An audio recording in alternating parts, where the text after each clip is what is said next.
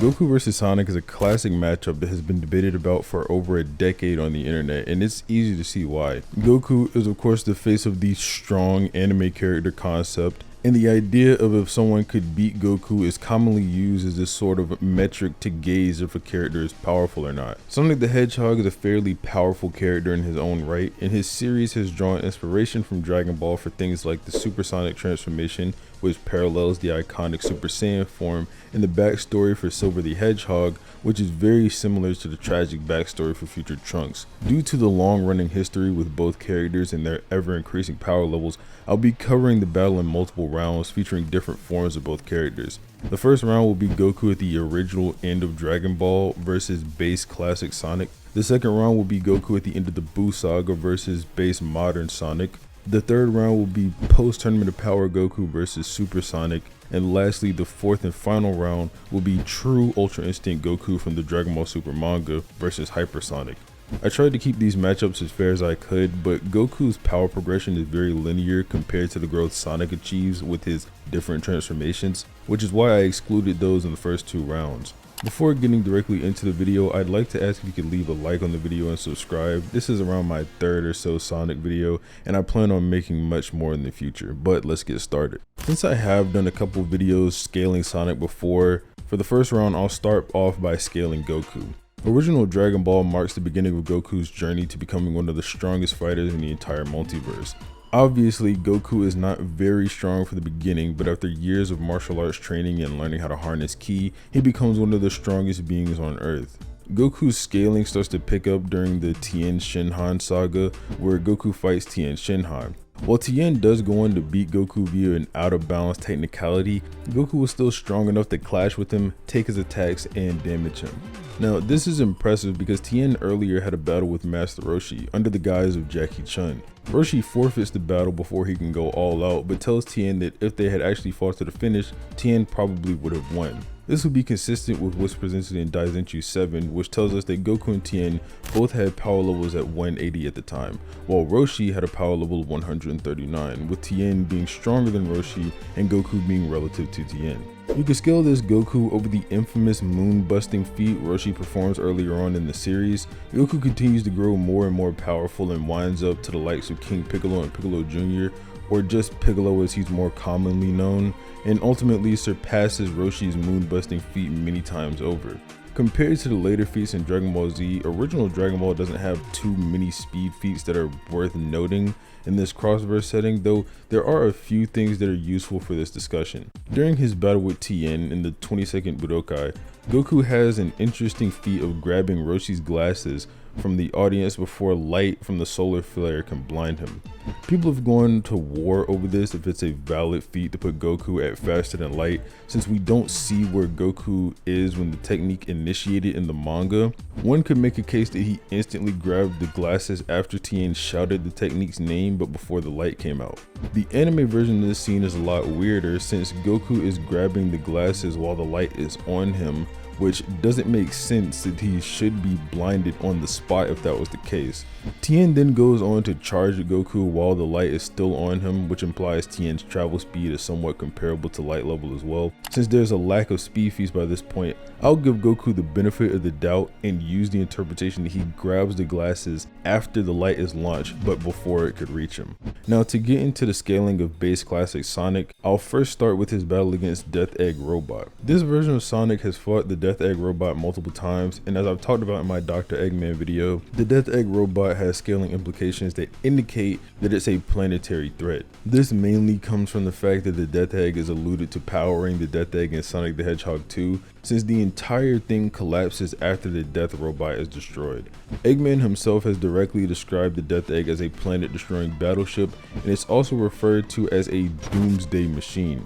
The term doomsday can commonly refer to the last day of the world's existence, which you can interpret to mean the Death Egg can bring out about the planet's existence. Classic Sonic fights the Death Egg in Sonic Generations and Sonic Mania, meaning it's very consistent for him to be at this level. Sonic also has feats on characters who are equipped with Chaos Emeralds, which can further flesh out a consistency for Sonic being on this tier. In Sonic Unleashed, we see that individual emeralds can restore the shattered fragments of Earth. I'll link the calc for this in the description, but these fragments were so huge and were moving fast with the kinetic energy to do this around 3.4 times 10 to the 34 joules, or over 81 Yoda tons. On most tiering systems, this goes way past the planetary tier and sits within the large planetary ranges. Sonic the Fighters features Sonic fighting a lot of his friends and rivals who are all equipped with Chaos Emeralds and defeating them, including Knuckles, who should be one of the best users of Emeralds considering the history his clan has with them. Sonic's speed scaling during this time frame is pretty simple. I mentioned this in my How Strong is Sonic video, so I'll briefly summarize it here. Sonic CD features the Time Warp ability, which is a time travel technique that requires the user to run and maintain light speed to perform. Sonic can perform this technique throughout Sonic CD and is also shown being able to do this in Sonic Mania. While Sonic's running speed is a light speed based on this, you can scale his combat speed a bit higher since he can dodge Metal Sonic's maximum overdrive attack, which increases his acceleration by 4 times. Without this attack, Metal Sonic is already comparable to Sonic in travel speed and is also confirmed to have higher acceleration than Sonic, meaning his overdrive charge should be at least 4 times faster than Light, if not even higher. With the scaling part of this round done, we can throw the characters into a battle. At first glance, you can obviously tell that Sonic has a clear advantage in stats. He has more concrete, faster than light scaling, and could one-shot Goku if he lands a hit based on his planet to large planet levels of AP. Goku at this point has not acquired many abilities, so his only notable technique that could help him or give him an advantage is the Solar Flare. But due to the difference in strength, it's very unlikely that Goku could land a decisive blow, even if he managed to land this attack on Sonic. In Dragon Ball Super, we see that Goku can keep up with Super Saiyan 2 Caulifla and Base, with a few statements indicating that because of Goku's superior fighting skills and ability, he could be able to read her movements. While you can also write this off as base Goku simply being that strong, you should also keep in mind that these statements are being made by characters who can sense ki, so they should be able to recognize if Goku's base was simply that strong in comparison. For reference, Super Saiyan 2 multiplies your battle power by at least 100 times, and you can arguably go way higher if you believe Super Saiyan Grade 4 is stronger than Super Saiyan Grade 1. I brought up this Dragon Ball Super example to show that it is possible for Goku to make up for the difference in stats with his combat skill, at least when fighting some opponents. If you go down this route, it would be difficult to say that Goku this early on is at this level. Raw martial arts skill becomes a lot less important throughout Z and is sometimes relevant in Super, and this specific idea coming from the Goku versus Caulifla battle is only highlighted one time. To Goku's credit, Sonic, especially at this point in time, has a very straightforward fighting style. If you ever played a Sonic game, you'll know Sonic's fights mainly consist of him using his speed to evade his opponent's attacks and then charging at them to counterattack. Games like Sonic Battle and Sonic Frontiers do showcase a more fleshed out moveset for Sonic, but those games feature a modern Sonic, meaning they're not applicable for this round. I mentioned Sonic the Fighters early on, which does show the classic Sonic can throw hands if he wants to. This is not as impressive as Goku being able to scrap with and surpass numerous martial arts masters in his lifetime. So while you can definitely say Goku is more skilled than Sonic, it's very hard to prove that the gap is big enough that he would be able to make up for the stat difference because of it. Like I said earlier, it's also hard to prove that this version of Goku is at this level of martial arts mastery to begin with, so for this reason, I'm giving this round to Sonic.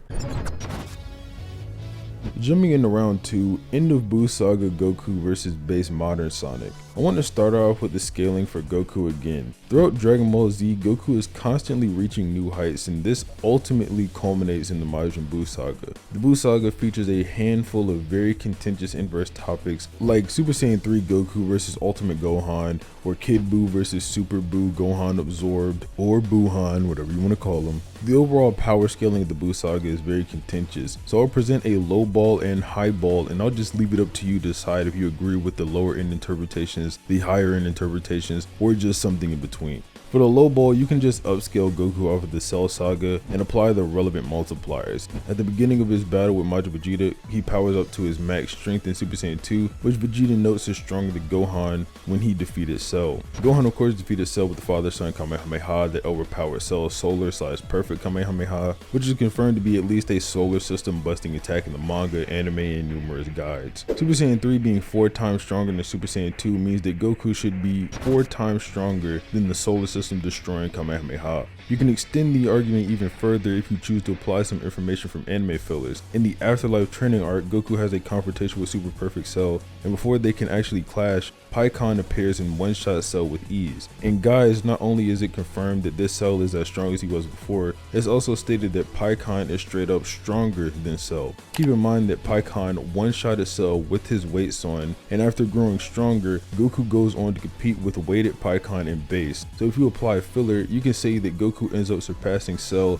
in just his base form, which means by the Buu Saga, Super Saiyan 3 Goku is over 400 times stronger than the Solar Kamehameha. You can push Goku's strength a bit further using his battle with Kid Buu, who is shown destroying an entire galaxy in an instant in the anime. You could even go as far as to push Kid Buu to being a universal threat, based on this statement of Goku saying the universe would go poof if they lost him, which obviously implies Kid Buu would be able to instantaneously destroy the universe if he really wanted to. Regardless of if you apply the anime or not, Goku at full power should scale to Kid Buu, seeing as both himself and Vegeta believe that a fully powered up Super Saiyan 3 would obliterate him. Even without this power up, Goku was able to clash with Kid Buu multiple times, though it should be noted that Kid Buu was dragging out the fight for fun, so he's likely holding back to a certain extent. For the higher end interpretation, this will mainly be centered around the idea that Kid Buu is stronger than Buuhan and upscaling him and Goku off of Buuhan's Vice Shout. There are many statements in the anime describing Kid Buu as the strongest form of Majin Buu by Goku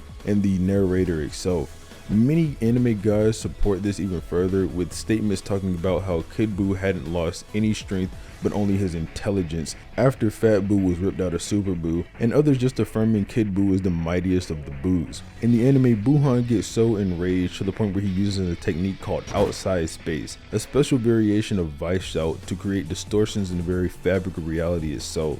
The anime and Daizenshu both confirm Buuhan would have crushed the universe between different dimensions had Vegeta not stopped him. A big contention people have with this is that this could just simply be some sort of spatial distortion hacks ability, which isn't consistent with what the series actually tells us. Like I said, outside space is a variation of Vice Shout, which is stated to require extremely high battle power to even execute. To perform Vice Shout, you emit ki by using a ki yelling technique, which has the user exert ki throughout their entire body. This means that Buuhan's feat was a byproduct of him exerting that much energy. After stopping Buuhan, Vegeta compliments Buuhan for the power that he displayed, and then tells Buuhan that he actually used that power to hit him. So Buuhan's raw strength should actually scale to this, and if Kid Buu is superior to him, Goku should be within the universal tier via scaling to Kid Buu. I don't want to turn this into a Kid Buu versus Buuhan video, but you can attempt to rationalize Goku making the jump from being weaker than Buuhan to stronger than him with the fact that Saiyans grow stronger throughout battles. Dragon Ball Super seems to retire the Zenkai concept of Saiyans getting huge power boosts after recovering from battle and substitutes it with another ability to just grow more powerful as the fight goes on. Goku makes a lot more absurd power jumps throughout Super, which gets explained away by this, so you can apply this to the Buuhan example to resolve the contradiction. Before moving on, I do want to reiterate that I'm not trying to say one interpretation is more likely than the other, since the Buu Saga has different sources giving conflicting information over the scaling of the arc. Almost any position you can make have a decent basis behind it, so I'm leaving it up to you to determine how strong you think Goku truly is at this point based on what I provided. Now, scaling Goku's speed in Z is very underwhelming. To scale his speed, you could do a long chain scale from the Saiyan Saga and apply the relevant multipliers to get some FTL levels of speed, but ultimately this is pointless since Kid Buu has a feat going way beyond what you would get from doing that. Earlier I mentioned Kid Buu's anime feat of destroying a galaxy almost in an instant. In the same scene, it's shown Buu was going around destroying things planet by planet, meaning he's actually traveling the whole diameter of the galaxy. If you assume it took Kid Buu a whole hour to perform this feat, which is probably lowball, he'd still be moving at speeds over 900 million times the speed of light. This is of course severely downplaying him, as we see it happen within seconds on screen. So realistically, this should be over 667 billion times faster than the speed of light, and Goku should obviously scale to this from fighting Kid Buu. Modern Sonic struggles to reach anywhere near the levels of Solar System AP or Universal up until maybe Sonic Generations. Classic Sonic and modern Sonic have a few weird interactions with the Time Eater in the opening portions of the game at the beginning. Classic Sonic gets caught in an omnidirectional blast the Time Eater produces, and while this blast does destroy the space-time, Classic Sonic survives this. Modern Sonic also survives the erasure of his space-time, and in the 3DS version, he even has a feat of damaging the imperfect Time Eater when it tried to attack the classic version of Tails. These feats are direct, so it'd be easy to write them off as universal feats, but there's some issues with this that I talked about in my Eggman video. The main reason Eggman utilized the Time Eater is because of its ability to erase time and space, which he continuously used throughout Sonic Generations to erase different points in history, including time periods like I mentioned earlier. Sonic being able to survive this more than likely showcases a resistance to space-time erasure as opposed to raw durability. You also wouldn't be able to establish the incomplete Time Eater as having universal durability for Sonic's feat against it in the 3DS version of Generations to being universal. Another route you could take is scaling Sonic to the Phantom Ruby, which also has its own issues. I covered the Phantom Ruby scaling before, but to summarize it here, you can scale the strongest Phantom Ruby users at their respective peaks to 6-dimensional levels of power, and Sonic does manage to defeat Infinite and the Death Egg robot at the end of Sonic Forces that wields the Phantom Ruby. The big problem here is that Sonic takes on these opponents while being amped by heart, soul, and the bounds of friendship, as he puts it. The power of friendship has been shown to completely replenish the soul emeralds of their energy in the past, so the amp from that alone is already comparable to the tiers of amps you can get from the Chaos Emeralds. While Sonic does grow stronger by the second according to himself anyway, the amount he grows by is unquantifiable, and it's likely not anywhere near the level of a super form increase. To say Sonic scales to this will require giving third-party amps from outside help, so I won't be applying that to this battle. One way you could attempt to get Sonic to the Solar System tier or beyond is by scaling the final Egg Blaster from Sonic Battle. Eggman uses the final Egg Blaster to destroy stars, and a Gizoid called Emerald captures the excess energy from it and winds up fighting Sonic. Emerald loses control over himself because of the energy, and Sonic defeats him in less than 30 seconds, which may sound impressive, but like the previous argument, there's a few holes. For one, we don't see the stars being destroyed on screen, so we can't say how many were destroyed.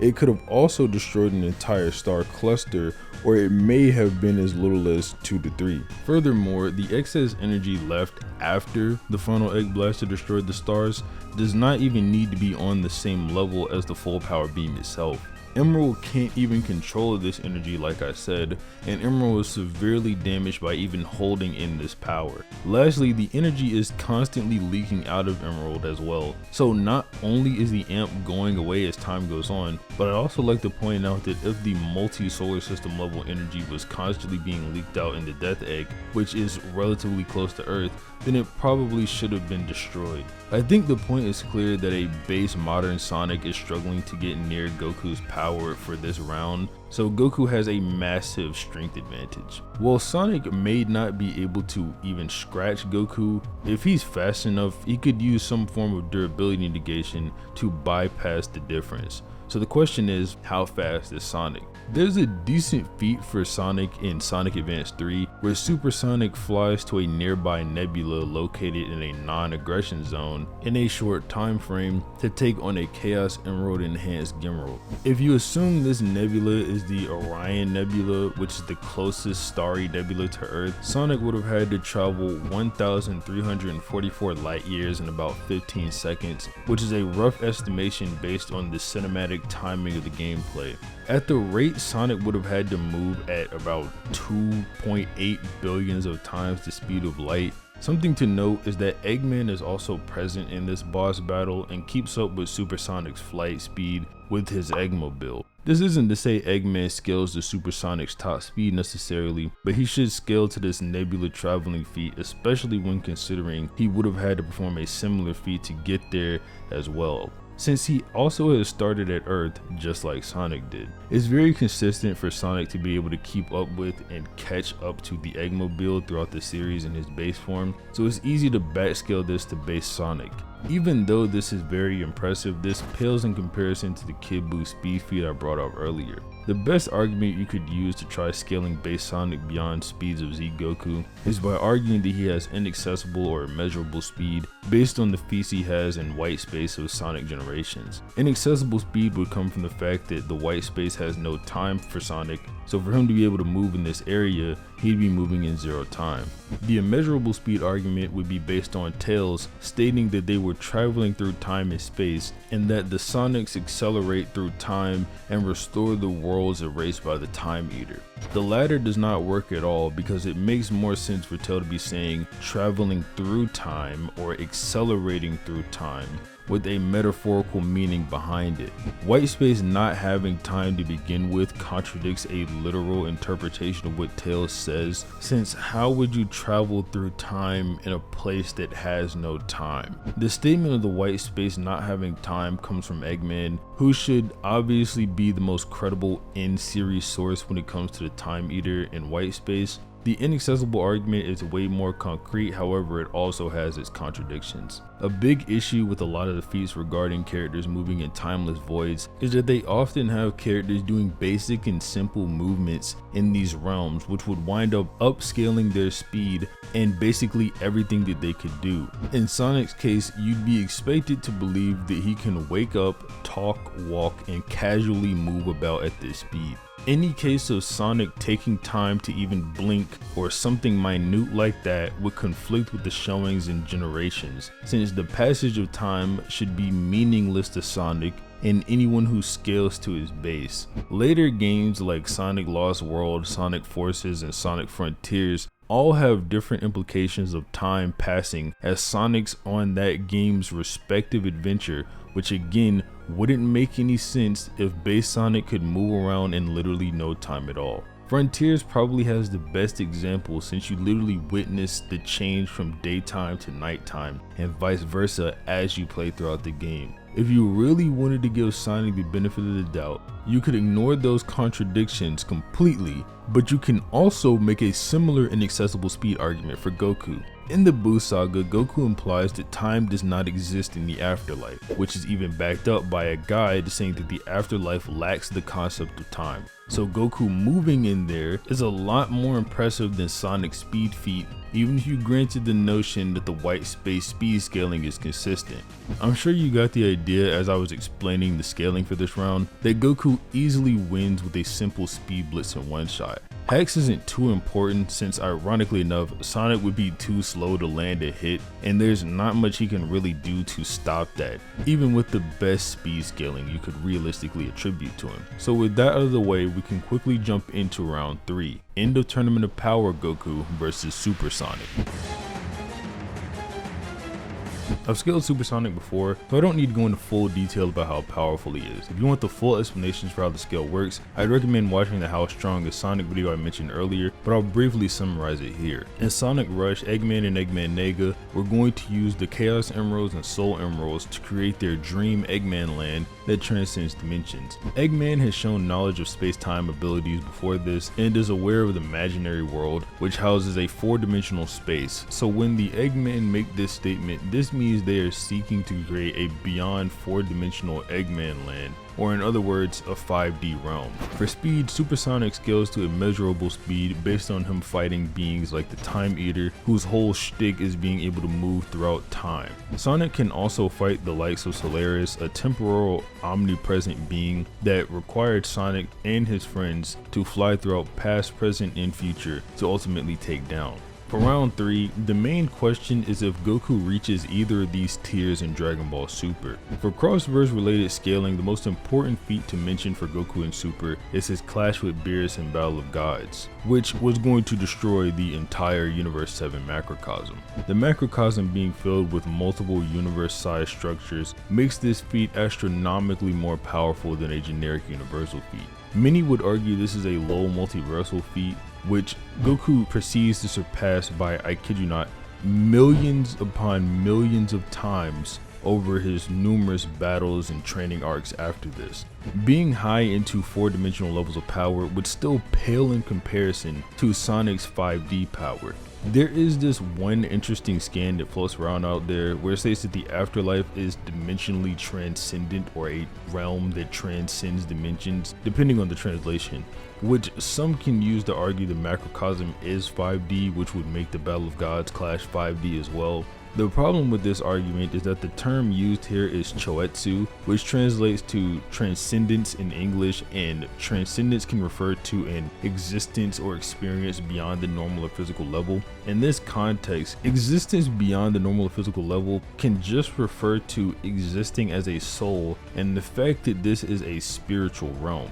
This tends to be how transcendence is used in many religious contexts, which describes how your soul basically breaks free from physical limitations of the human body to ascend into the afterlife, as opposed to reaching some higher spatial dimensional tier, which I think it's obviously being paralleled in the context of Dragon Ball. While I don't think Goku scales to a similar strength tier, you might be able to say he gets to a similar speed tier. The two main arguments people use to argue for an immeasurable speed Goku at this point center around the time-skipping assassin known as Hit. In the anime, we learn that Hit's time skip allows him to skip small increments of time to attack in the very near future. After pushing to improve this ability and using Kaioken times 10, Goku can actually react to Hit while he's in the midst of skipping through what would be a very small scale immeasurable speed feat. A common issue people have with the time skip, however, is that in Dragon Ball, having a stronger ki gives you a resistance to lesser ki based abilities, so Goku's feat may have been a byproduct of this resistance as opposed to raw speed. This idea is backed up by the Dragon Ball Super manga, where Whis outright confirms that Hit's ability only works when people on his level or below him. This is important to consider when talking about Hit's next interactions with Jiren. To put it short, Hit's time skip ability was completely useless against Jiren, and even when trapped in a time cage, he was able to easily break out of it by simply trying a bit harder. Due to his display against Hit, the Angel Vado said that Jiren's power transcends time itself, which gets misinterpreted as her saying Jiren's speed or existence as a whole transcends time, which is very blatantly a misreading of what she says. This statement is as straightforward as can be and lines with the idea of stronger characters being able to resist the abilities of those weaker than them in Dragon Ball. Jiren, by virtue of being way stronger than Hit, has far superior ki, therefore Hit's ki based abilities would not work against him. The series is very consistent with how they treat ki related hacks resistance, so I'm not sure where this misconception of Jiren transcending time came to even be. The victor for this round should be obvious. Like the last round, another very simple speed blitz in one shot. In this case, Goku can't really do anything to stop Sonic. He can't use his skill to overcome this extremely large gap that's maybe an entire dimensional tier of existence. Thankfully, for the final round though, things get a little bit more interesting. For the fourth and final round, we have True Ultra Instinct Goku versus Hypersonic. This version of Goku only exists in the manga at this point, since the Granola arc is yet to be animated, so only the Dragon Ball Super manga scaling will be used for this video. At the beginning of the Granola arc, Whis states that he does not know anyone stronger than Goku and Vegeta at the moment, but they could never guess when another strong fighter may appear.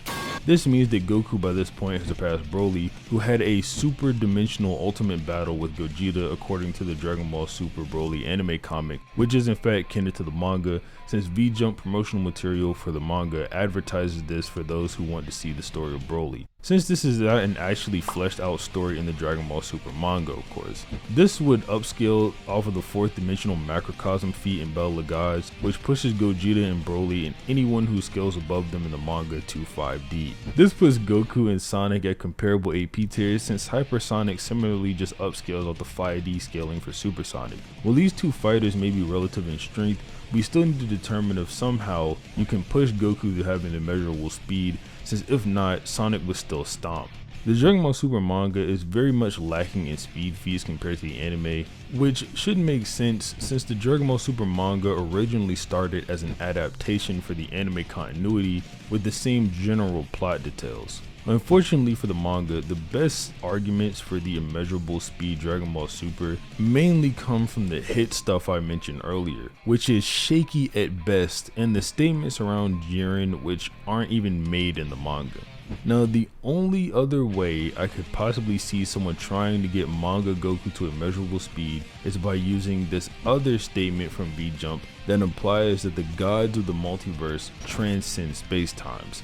Obviously, you could apply this to Beerus and the other gods of destruction, who Ultra Instinct Goku should scale to somewhat. I know Goku versus Beerus in specific is a bit contentious, but at the very least, true Ultra Instinct Goku would be far superior to Jiren, who is way stronger than Belmod. This argument unfortunately does have its fair share of issues because it can be interpreted a few ways. The main interpretation you'd immediately get from a statement like this is that the gods are beyond space-times on an existential level, which doesn't make sense since they are all clearly dwarfed by the universes and can be contained within them. They're not like some comic book characters that have avatars to enter the universe, since their true forms are way larger or anything like that. Another interpretation you could apply here is that transcend in this case simply referring to being able to cross over the space-times. So in other words, the statement is saying that the gods are people who can move across space-time. This is a repeated theme throughout Dragon Ball Z and Dragon Ball Super, so it wouldn't be too big of a stretch. Even in the Majin Buu arc, the Kaioshins hop in and out of the Kaioshin realm with their Kai teleportation ability, and the Kaioshin realm is a realm that's outside the main macrocosm according to the Daizenshuu. Dragon Ball Super introduces Beerus and Whis as characters that frequently traverse the universe, along with Vados and Champa from Universe 7 having similar implications. While an underwhelming interpretation, this is a consistent portrayal in both the anime and manga. A third interpretation you could go for is to just say that their powers transcend space-time, which is also underwhelming because we literally see Goku and Beerus threatening to destroy a space within Universe 7 in Battle of Gods. At best, you could use this to support a 5D Goku argument, but without immeasurable speed. Sonic will be able to hit him beyond an infinite amount of times before Goku could even think about anything. Sonic takes yet another round, and the final record is 3-1 in Sonic's favor. That's pretty much all for the video. The outcome to this, like I just said, is 3-1 in Sonic's favor, with this even being a wink to Goku in Dragon Ball Super, getting him up to 5D levels of power by hyperbolically interpreting some statements. But yeah, that's pretty much all. If you liked the video, please leave a like on it and subscribe to the channel. Obviously, it helps the channel out a lot. I would very much appreciate it. But other than that, have a nice day. I have no knowledge of any of this. This is so bizarre.